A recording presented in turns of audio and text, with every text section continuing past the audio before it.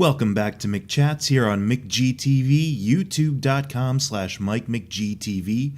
Follow me on Twitter at MikeMcGTV, and I am your host, Mike McG. It's been a while since I have put up a podcast. I did do the Adam West kind of eulogy with Max over at To the Chat Cave, but I know my video logs and reviews and fun stuff on McGTV has been sparse as the summer has started. I promise I'll still have material coming on. The reason why there's something of a slowdown with regards to movie reviews and things like that is a couple of reasons. One, I am currently working on some other projects that don't involve YouTube necessarily. I can't wait to share them with you if and when we can get this project off the ground. I'm collaborating a little bit with Max on a certain, let's say, publication project he and I are working on, and hopefully we'll have something to show for that in the near future. That's taken up a lot of my time and a lot of my focus, but at the same time I've never felt more reinvigorated with regards to creativity and crafting. The second reason is also because I really haven't had the urge to go out and watch any recent movies. I don't know, it's not necessarily to say that the word of mouth about certain films or the reviews of certain films have put me off of spending money on them, but it has definitely kind of factored into me not having much of a vested interest in watching certain films. Now, don't get me wrong, for the sake of either seeing if they'll fit onto my best of or worst of list of 2017, I'll watch these movies. For example, like The Mummy, Transformers: The Last Night, whenever Pitch Perfect 3 comes out. I'm sure I'm going to find time to sit down and watch these films before the year is up, and also watch good movies too, or they might be good movies, I don't know. Transformers, from what I know of Transformers movies, don't expect a lot. The reason why is that something like The Mummy, it didn't really grab my attention as a movie I need to see right away. I don't really have an urge to go out and spend full theater price to go see The Mummy in theaters. That sounds more like something I can wait for to come out on demand or anything like that. The same goes for Transformers. Even though I kind of sort of enjoyed the last one, because at least the last one, though it was the longest of those fucking movies, wasn't nearly as annoying as the Shia LaBeouf helmed Transformers.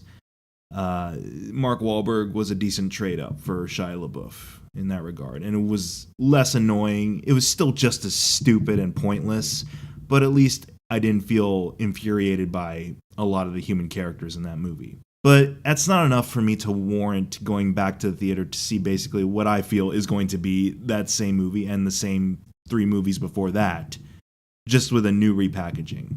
And I can hear you out there already saying like, oh, well, Mike, superhero movies are kind of repetitive too, aren't they? Well, yeah, some of them are. But you know what? Superhero movies have the advantage of variety going for them, at least. I'll give Doctor Strange this. Sure, is it following a certain formula with regards to the superhero origin story? Yeah. But you know what? It's got a captivating actor in a role we have yet to see on the silver screen. And its resolution, honestly, I enjoyed more so than your stereotypical third act beat-up robots type of trope from superhero movies. So I'm going to give certain movies that. Wonder Woman, which I just recently saw. Does it follow sort of the stereotypical superheroine tropes? To a certain extent, but you know what? There's good performances in there. It doesn't annoy you with cartoonish side characters. And it's got some decent message in there buried underneath all of that CGI splooge fest. So I give Wonder Woman a pass. It's like, sure, there's formulaic parts, but at least it doesn't feel like the exact same film over and over. Now, Transformers, whether you consider them to be god-awful, products or guilty pleasures, you have to admit, they don't try to veer into any kind of, let's say, new territory. It's the stereotypical thing. Humans get the focus. Optimus Prime and his robot cohorts are in the background. Some punching happens, and the last hour or so is just one big battle. That's the kind of the way it's been going for these films since they first started in 2007. And I'll still give the first film the benefit of a doubt. We didn't know what was in store for us with this series with regards to repetition. So the first film still works on some level for me. It's not a good film at all. I can still put it on and engage here and there. It's good white noise music for me. White noise movie for me, I should say. When I do something else creative like artwork or writing, I do like to have something on in the background that I'm familiar with enough that I can engage with it at points but still tune it out. And Transformers #1 is that for me. I haven't revisited any of the other movies after seeing them. I didn't even see the second or third ones in theaters. I waited for them to be released on demand, and Age of Extinction, the last one, was the only one I'd seen in theaters since the first film. But again, that's not enough to plant my seat in the theater for a fifth time around, especially when I have a sneaking suspicion I've seen this film many, many times before. But I'll still get around to it at some point for a cheap theater enjoyment purpose, or like I said, when it comes out on demand at some point. But that's kind of why there hasn't been that many movie reviews so much, why videos have been kind of slow into a crawl here and there, is I just have other things going on, and nothing's really grabbing my attention now as being YouTube site worthy. In other words, nothing really up until this particular McChats, where I'm gonna indulge you with a little bit of a pop culture phenomena that's taking place right now, and then share a little bit of some weird news with you, and then get into some fun unreleased McG TV bloopers from various shows that we do on here. So first up, I wanted to talk a little bit about a series that recently made its return to the airwaves, and I have a lot of mixed feelings about. But the reason why is because I have become very invested in what's going on in this show, for good or ill, however this pans out. I want to talk a little bit about the return of Twin Peaks. I was pretty young when Twin Peaks came out originally, its original broadcasting in the 90s. So I wasn't really in the know about what that show was all about. I'd heard stuff here and there, like I remember The Simpsons parodied it. I remember the line, "Damn good cup of coffee." And I remember my dad really got a chuckle every time someone visited the Red Room, or the waiting room, in the backwards talking midget, the man from another place. Whenever he'd start talking, I just remember my dad thought that was hilarious. I did get into David Lynch stuff, though. I remember watching The Elephant Man when I was really young. I remember watching Mulholland Drive with my dad. I think we actually went to the theater to watch that. And being like, okay, that's different. And my dad, being sort of the gatekeeper to all things cool and pop culture-y for me, was like, if you think that was weird, why don't you watch this movie called Twin Peaks Fire Walk with Me? I actually started Twin Peaks with the Twin Peaks prequel, which basically spoiled the big mystery for me that the show carried for a season and a half. So I went into Fire Walk with Me and being like, that is trippy and weird, but kind of funny and kind of quirky. And I started laughing at a lot of the stuff my dad found hilarious about the waiting room. And I remember the one line I can say to this day that'll crack him up is when Dale Cooper's in a dream or something's going on. Laura Palmer's dreaming and Dale Cooper's there. And then there's the man from another place going, "Do you know who I am?" His backward speak, of course. He's like, "I am the arm, and I talk like this." Like that moment, all I had to do is to start talking like that to imitate that character, and my dad immediately starts crying with laughter. I can't explain it, but I start laughing too. It's just one of those weird Lynchian things.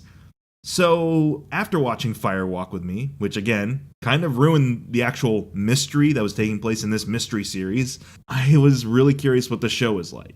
At that point, I kind of understood that major networks had certain broadcast standards, and there's things they can show and things they can't show. I was really curious what David Lynch and Mark Frost could get away with on a TV show.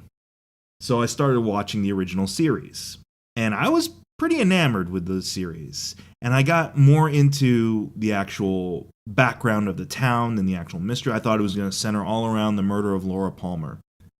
But as I went further and further into the show, I began to realize, oh no, it's just more about these quirky characters that these showrunners love to write, and all the kind of send-ups they're giving to not just soap operas, but pulp detective, novels, and general mysteries, making fun of certain tropes that were established in melodrama at that point.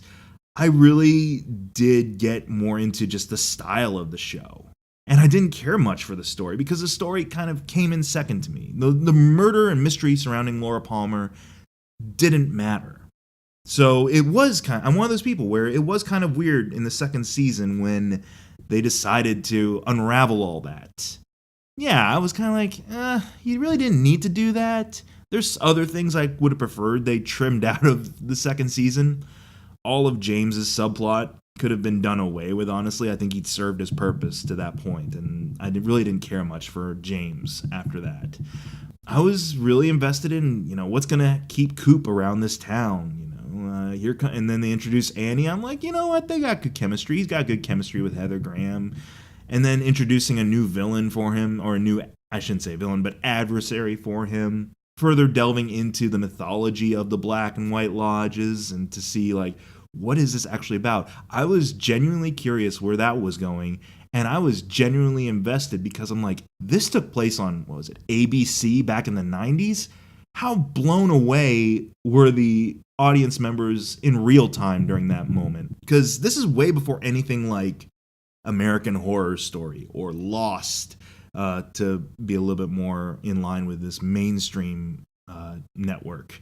This is way before anything weird or surreal like that was ever on screens.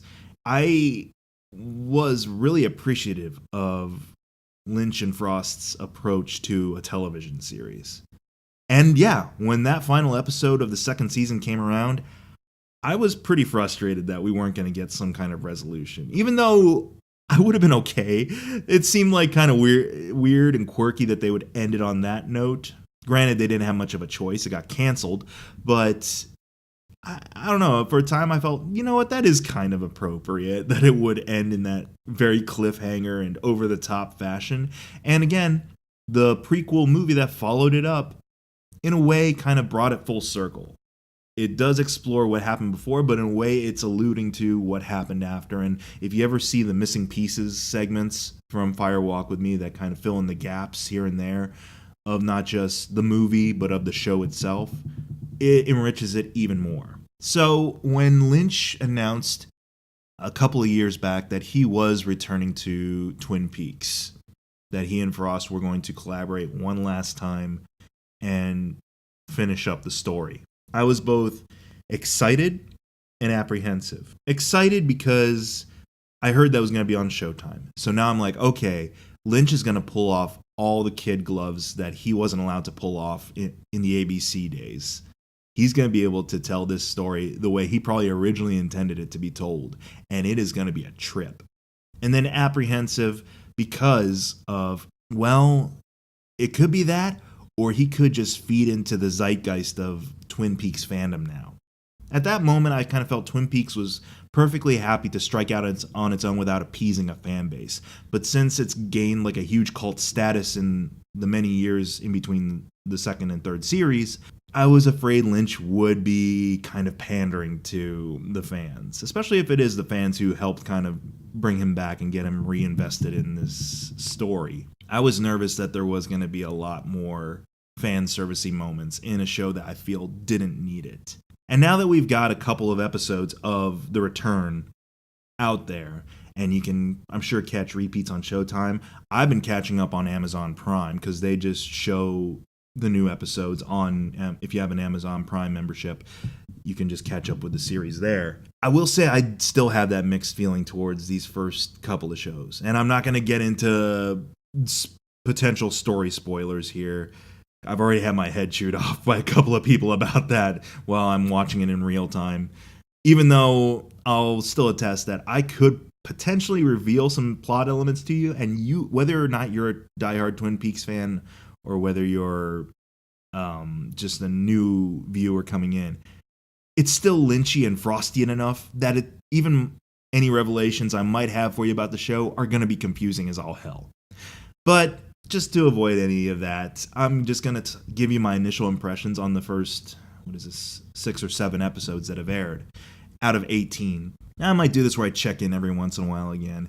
Even if I get into details here, it is like just trademark weird Lynch stuff that it won't make a lick of sense to anyone, not even to me who's telling you this. I'm still 50-50 on the return of Twin Peaks. I get what he's doing with this return. It does feel like a proper continuation of characters and certain plot points.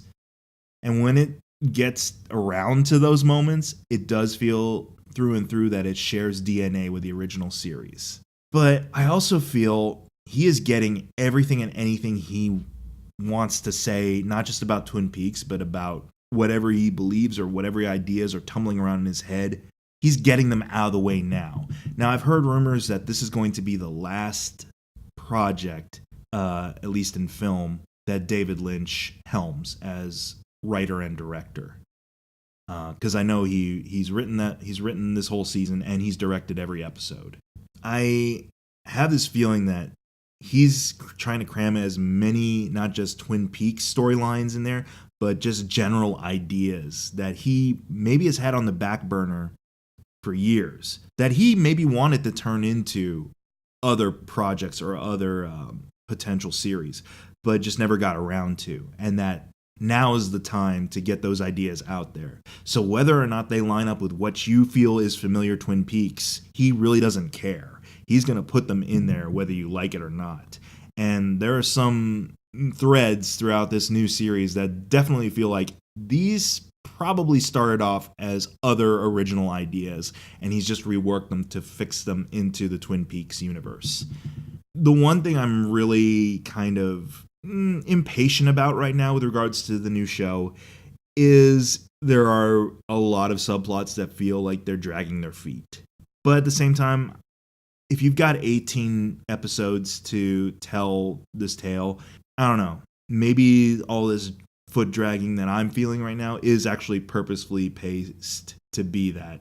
What Coop's involved in right now, without getting too detailed into it, well, I mean, it's called The Return for a reason, so I guess that's a spoiler, but guess what? Kyle MacLachlan, who has made no bones about being involved in this series, is back in Twin Peaks, the series. What's going on with his character? There's points of cool quirkiness and brilliance in his performance and his interactions with his co-stars that really do work. And they just work for the pure performance aesthetic of it. They're working solely because I just enjoy Kyle MacLachlan and I enjoy him working off of the people that he's working with. In terms of enjoyment as a Twin Peaks subplot, I'm really not vibing to it at all. Like, I want his subplot to pick up the pace a little bit, to start going somewhere. Because I feel once it does, once he starts getting back into familiar territory, let's say, it'll really, really kind of endear the series more to me as someone who enjoyed the original first two seasons. It's weird because you enjoy these scenes on a completely different level as just a fan of Lynch's characters and a fan of the actors involved.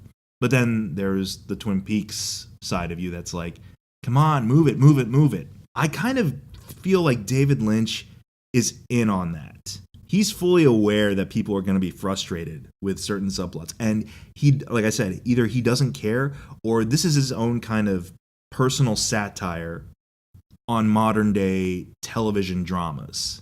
I don't know. I really don't know. And it's that kind of ambiguity that's really got me hooked into every episode so far, because could all just result in none of this stuff making any sense in the long run. Like, maybe there will be no resolution after this. He'll just wrap it up in the most anticlimactic way possible and leave you there scratching your head, but being appreciative that you're scratching your head about it.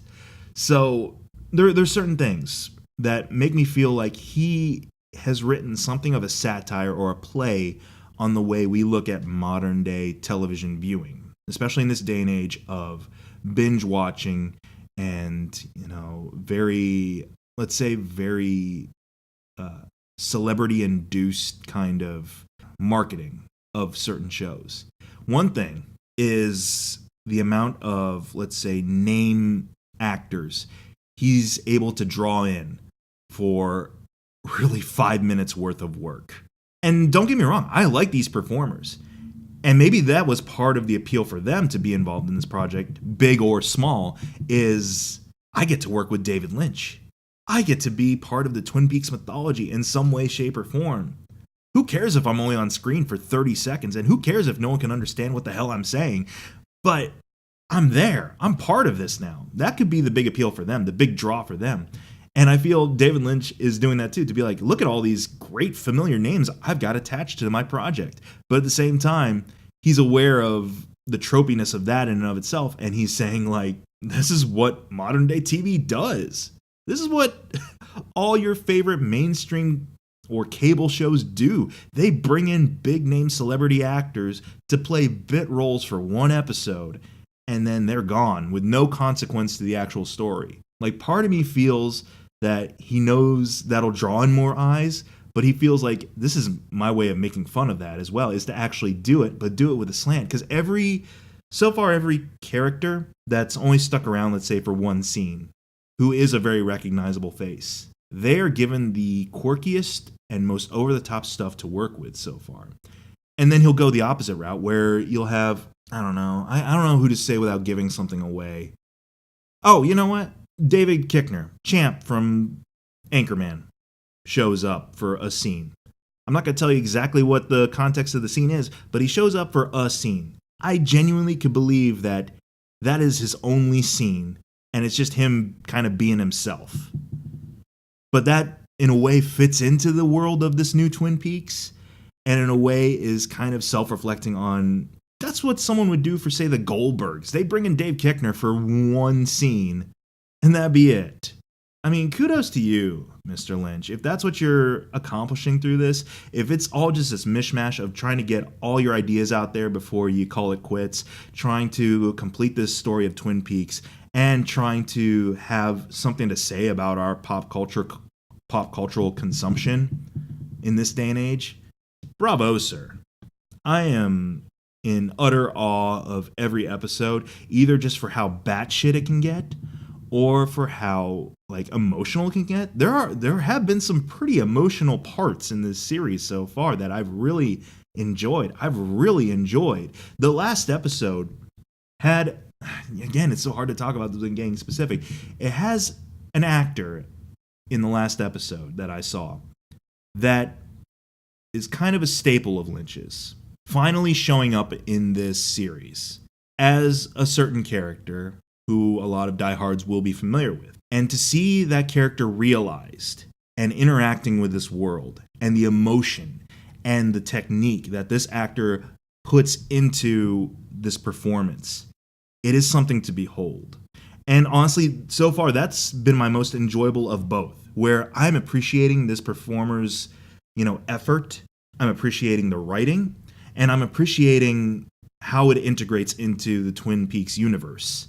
Like, it makes total sense to me that it's going to come full circle with this particular character's storyline, or this particular character's contribution to the narrative. If there are more moments like that, it'll be well worth it. There's lots of other more superficial stuff I guess I enjoy. I do like the soundtrack. Well, the soundtrack isn't superficial. It's very well integrated, and it's very important, I feel, to the mood and style of the show. It's a nice continuation from the 90s melodramatic music they would invest in. And every once in a while you get the callback to the original theme or original themes. Like, you see a photo of Laura Palmer at one point and someone has a reaction to it, and it has that dun dun dun dun dun dun dun dun dun dun dun, like, that very over the top swelling piano music. I like the bands that they've drawn in for the soundtrack for this. Again, the people who drop by for bit parts, sometimes it takes me a while to recognize who they are. Sometimes right away, instantly, I'm like, oh, it's such and such, amazing. And then, of course, it's good to have the old familiars, even though they're a little older, a little bit worse for wear at certain points. It is fun to revisit with certain characters, and a little bittersweet too, because, again, it's no secret that Miguel Ferrer was filming a couple of episodes for this. So this isn't going to be his last on-screen appearance, I believe. since his passing. It's fun to see him and Gordon have interactions again. And of course, Gordon is David Lynch, and my favorite impression, honestly. Like, I could do that as well, and my dad starts busting a gut instantly when I drop into my David Lynch voice. What was my favorite line from Fire Walk with Me? Oh, where he's talking with Chris Isaac at the airport and meets like Kiefer Sutherland and stuff, and he's introducing him to Chris Isaac, and he's saying, he's got his own MO, modus operandi. Like, I don't know why. I just love that tone of voice. I love his delivery. I love the stuff he has to say. And it just makes my dad chuckle. It makes my dad laugh. And it makes me laugh to do it for him. So far I've been enjoying Twin Peaks: The Return on different levels. It can be something of a frustrating watch, especially if you're one of those people who is very much like more invested in the narrative of Twin Peaks than just the character work. If you really want to know what the hell's going on, you better hunker down, because it's probably going to be right up until the last minute of episode 18 that all of a sudden anything makes sense. If he decides to even go that route, he could end it just up in the air. Who knows what's going on? Nothing matters type of stuff. It could be the ultimate atheistic expression on television these days, is that I don't care. I'm going to tell whatever I want to say. Whether or not it makes sense, that's up to you, the viewer. Oh, man. So that's one of my new impressions is my David Lynch. Thank you very much. Catch up with Twin Peaks: The Return. If you enjoyed the series on any level, if you enjoyed David Lynch's stuff on any level, I think you'll really vibe to it. It's so far been an unusual trip, but a trip I don't regret investing in to some degree. Time will tell if that feeling stays with me. If it does become clear cut that like, oh, he just doesn't care and doesn't know what he's doing now. He doesn't know what to do with these characters.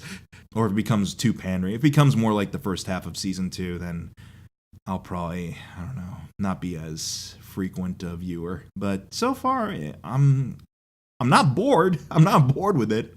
I'm genuinely interested in what the hell's going on and to see like how it all ties together. Part of me has always wondered like if this and Inland Empire and Mulholland Drive, and even to some extent Eraserhead, if all this stuff is connected in the David Lynch verse, as it were. Like, is this a shared universe? Who's to say? Because these days everything's a shared universe. So maybe that's it too. David Lynch is finally like resigning. He's like, I'm gonna create my own Marvel Cinematic Universe. Let me tell you about the AI, the Avengers Initiative. I'm having too much fun with my David Lynch voice. I'm sorry. I'll have to bring that back somehow. All right. So I promised you talking about Twin Peaks in and of itself isn't that weird. So here's a weird news story for you. From, of course, The Mirror. So take this story with a grain of salt, a huge grain of salt, if you will. This is from, I'll post the link, of course, in the description. This is from The Mirror on the 23rd of June. Mum horrified when she spots ghost baby climbing into 18-month-old son's cot as he sleeps. Laura Haig, I hope I'm saying that right, and partner Dean Evans set up the monitor for their son Sebastian so they could ensure he didn't climb out of his cot. Cut to a picture of kid in his cot, and they say here, Laura and Dean had hoped. There's a kind of a weird head blurry thing next to the baby. They're hoping the image was a teddy bear. You don't know if you... Never mind. A mum claims... All right. If they're going to call this lady mum, I might as well just say this in a British voice. A mum claims she spotted a ghost baby climbing into the cot of her 18-month-old son and lying next to him on a baby monitor. Laura Haig and partner Dean Evans set up the monitor after their son Sebastian Evans tried to climb out of his cot. But the 39-year-old mum of 4 said when they checked the monitor, they were horrified to spot a ghost baby sleeping next to their tiny son. Laura said, oh, appropriate also, her name is Laura. We're talking about Laura Palmer, so let's just assume it's Laura Palmer. Laura said she also saw the chilling figure appear to wave at things in Sebastian's room at their home in Plymouth, Devon. Boat builder Dean not Bob the Builder, unfortunately, but Boat Builder Dean, 42, rushed upstairs, hoping to find a teddy bear next to Sebastian, but found the tot sleeping alone, while the shape remained on the monitor and even moved positions. If you don't know what toys you have or have not bought for your baby, already, red flag there on the parenting, maybe. Yeah, that's kind of flimsy. It's like, it's your baby, but of course it's a mother of four, so it's hard to keep track maybe of what kids have what comfort objects with them at all times. Anyways, Laura said, when I first noticed... I'm going to try for a Terry Jones woman voice here. Laura said, when I first noticed this face appear in the corner of his cot, I got my sister to look on Skype, and there was nothing there at all. Sometimes he brings a teddy to bed with him, so at first I thought it could be that, but this just looks weird. Dean said straight away, it'll just be a teddy, and went straight upstairs. However, he was a little bit gobsmacked. God damn it, gobsmacked, it always gets me. He was a little bit gobsmacked that there was nothing there, but it was still appearing on the monitor. He was a bit spooked, as he doesn't believe in that kind of thing, and just can't explain it. He usually says, don't be silly. Sorry. I just like the idea that I'm imitating this woman's voice while she's trying to imitate her husband. Yeah, here we go. Come on, get into character, Mike. Dean said straight away... Oh, I already said that. He usually says, don't be silly about anything like this. This has opened his mind a little, but he doesn't like to talk about it much. He just kept asking on the night, has it gone yet? As he was a bit freaked out. And then it shows a picture of a weird luminous shape hovering over the baby's cot. You have bigger issues. That baby is almost lying face down and could possibly suffocate himself at any moment now. So good on you, parents. I have checked out the camera, and I'm sure there's nothing wrong with it. Friends think it's a little creepy. Whatever it was stayed on the cot until 1:30 in the a.m. and disappeared when I went to feed him. But during the night, it moved positions. Surprisingly, Laura remains unfazed as she believes if whatever appeared on camera meant any harm, then little Sebastian would have been upset. Yeah, upset. Being the least of little Sebastian's problems. Let's say pants-crappingly terrified and or in peril. She said she believes it meant no harm as Sebastian slept soundly, and she has even caught him waving at unseen things in the room. You sure those aren't just muscles? He's a little... here's a picture of him. That little baby's gonna wave at anything. And not voluntary either, because he's trying to figure out how muscles contract and expand. So, okay. However, this is not the family's first paranormal experience. Why am I going Australian all of a sudden? In fact, Laura claims she routinely hears noises in the house and sees pictures on the wall turned upside down. Laura added, Sebastian is fine. I think he can see whatever it was as he will sit in the cot and smile at nothing. Or he has stared in the corner and waved at something that isn't there. She's calling her baby stupid, in other words. I have not picked up anything that should make me uneasy. Sebastian slept fine all night and at one point even appeared to cuddle whatever it was. If he is not distressed by it, then that's good. If it meant him harm, it would upset him. If it meant him harm, it would probably upset me too if I was a parent who gave a crap. Sorry, I added that part in. It hasn't left me unsettled. We've had some sort of activity in the house, but if there is a presence, it's not a bad thing. We have had photos turned upside down or thrown off the wall. We have had things disappearing when they were only there a few moments before. We see orbs all the time, and I have spotted on shadows in the background of photos in the past. We sometimes hear children running around upstairs when there is no one upstairs, or even when the children are not even in the house. Alright, I can't do this woman's voice much longer. Come on, lady, stop talking. It's when I can't explain stuff such as photos turned upside down that the kids can't reach or unexplained noises and so on. I have heard people shout my name, but then when I check, no one has even said anything. However, this is definitely the most clear thing we have seen so far. You might have someone living in the walls. Based on all this, have you seen some of those videos that creep me the fuck out, actually? Like, someone sets up a camera hidden somewhere. And so around like 3 or 4 a.m. in the morning, like the attic door moves and all of a sudden someone climbs down and like raids the fridge and think, oh God. Like just think about it, creeps me out. The idea of like you have someone living upstairs in your attic or in the walls. Yeah. I don't know. I'm not one for I don't want to deny that there's a semblance of a spiritual side to me, perhaps. I don't go in for the whole poltergeist haunting stuff too much. It sounds like there might be someone, you might have an unwanted tenant living hidden somewhere in the house, lady. So I really hope there's not a follow-up article for this saying, like, whole family slaughtered. No, that'd be terrible. I'm sorry. That's a horrible thing to say. Unless it's followed up by, whole family slaughtered and woman gives account. Oh my God, it was terrifying. And then my husband was like, I'm so sorry. I don't know what's wrong with me today.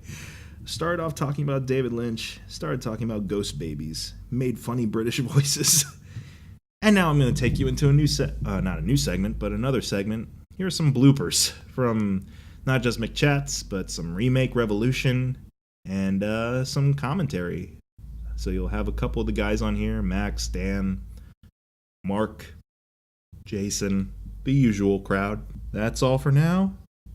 Hope you've enjoyed my silly ramblings on David Lynch and the British here on McChats on McGTV, youtube.com/MikeMcGTV. Follow me on Twitter @MikeMcGTV. Enjoy the bloopers. Good night.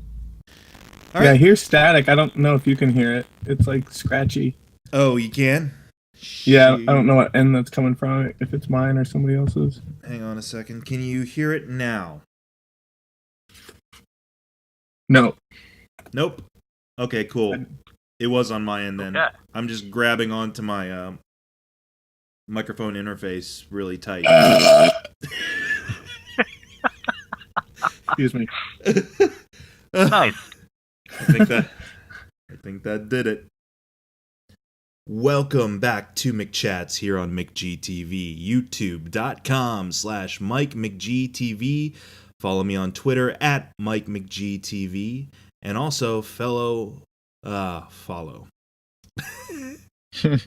we're done. See you next time. Yeah, bye. All right, here we go. Oh, bye-bye. Or my dog wants to jump on my lap anyway, so yeah. Get that noise out of the way. Oh, sorry, bub. There you go. Mwah. Say something in the camera. It's close. That's something. You realize I'm hanging on to this audio for outtakes and stuff later. No. I love my dog. Well, there you go. Unashamed. Can you hear him? No, I can't hear him at all. You're fine. I'll squeeze him. Nope, nothing. Whoa, that's... All right, here we go. Welcome back to McChats fan commentary here on... You okay? Yeah. Okay, yeah. Yeah, I'm ready to go now. Sorry about that. You all right? Yeah. Yep, just fell over a little bit. It's fine. Have you been... You had a little bit of your... what do you usually have for your Stranger Things? Oh, I'm actually completely sober right now. I'm drinking lemonade, so I'm just an idiot. That's a good blooper. Okay. I'm happy it happened in the beginning. Yeah, that's usually where they do happen, so it's all good. All right, I'll kick it off again here. All right. Broke up with it or something. I hate to be the one to shit on your ambition, but you fucking suck, man. Hang on, let me finish my whiskey.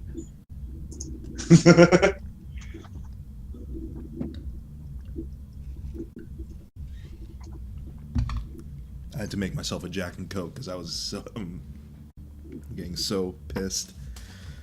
All right, so we'll kick off with Chat Cave and just talk about Long Halloween and then go from there. Sounds good. Let me just... Oh, Jesus, it's picking up. All right, well... that's what I've at least been filtering with like noise gate and stuff like that, so maybe I'll be able to mute it out in the edit. We'll see. All right, What? I'm really not hearing any of it, so I don't know if it's causing Well, that's something on good. your mic, but No, it's picking up off of my mic, so yeah. it's on my end. But fuck this dude. Anyways, here we go. I'll try to stay focused. Welcome back to not McChats. I have been drinking. Start. I have been drinking Yes. a bit, so. My God. It'll be fun. That's kind of also the reason I changed it up a little bit tonight. All right, here we go. Takashi Miike. Can you repeat that, please? I didn't get. I'm going to go with Takashi Miike, or Mike, if you'd rather. Miike, the guy that did Audition and your personal favorite, Easy the Killer. Dan, Max, is Dan turning into a robot on your end too? Yeah, he's breaking up. Yeah. God damn it. Hold on. No problem. We'll take a quick commercial break here. Okay. Am I better now? GTV. No, you're still very robotic. How does that happen? What did you do? Nothing. I did absolutely nothing. Well, you said you might have some issues. Yeah, I know. Hold on. No problem.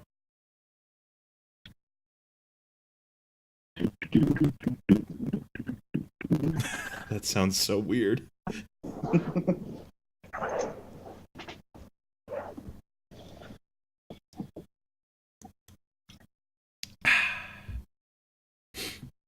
Oh, there goes Dan. Bye, Dan. Yeah, he'll be back. Yeah. All right, hear me now. Oh, yes. Yeah. Much clearer. Alrighty. So let me That's just pick. off my phone. What's that? That's off my phone. So Okay. It sounds much crisper now, too. How about for Okay, you, Max? cool. Does it sound good on your end? Yep, sounds good. All right. Well, I'll pick right back into that. So for director, oh. Sorry. All right. Here we go. So it only Hold works right now. God damn it. Is this working better? Yeah. You're back. You're good. Okay. I'm Go. gonna One throw more some time. shoes on. I'm gonna step outside for the rest of this. All right. Third time's a charm. Just give me one second. No problem. Oh yes, please.